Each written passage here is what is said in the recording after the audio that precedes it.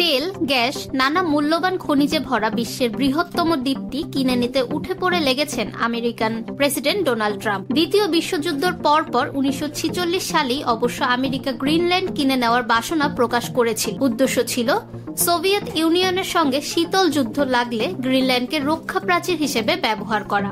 সে আশা তখন পূর্ণ হয়নি। গ্রিনল্যান্ডে সামরিক উপস্থিতি বাড়িয়েই তুষ্ট থাকতে হয়েছিল আমেরিকাকে। প্রেসিডেন্ট হিসেবে নিজের প্রথম মেয়াদে ট্রাম্প ফের ইংল্যান্ড কিনতে চেয়েছিলেন, তবে তখন আগ্রহ ছিল জমি দখলের। এখন সেটাই অত্যাবশ্যক হয়ে উঠেছে প্রতিরক্ষার জন্য। ক্ষেপণাস্ত্র নিক্ষেপ, সাবমেরিন বিরোধী অপারেশন প্রভৃতির ঘাঁটি হিসেবে বরফের আস্তরণের নিচে আণবিক শক্তি সম্পন্ন সাবমেরিন লুকিয়ে রাখার সুবিধা রয়েছে।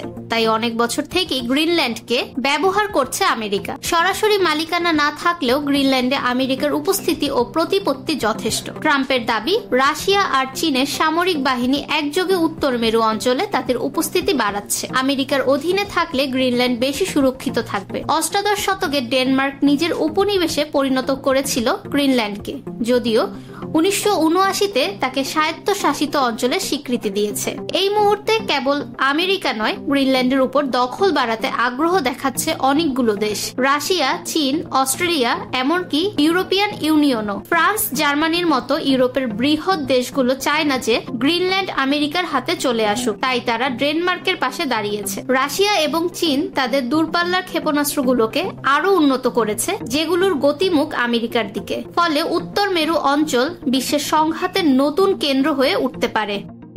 ফাহমিদা বিনতে আনোয়ার, নিরপেক্ষ নিউজ ডেস্ক, ঢাকা।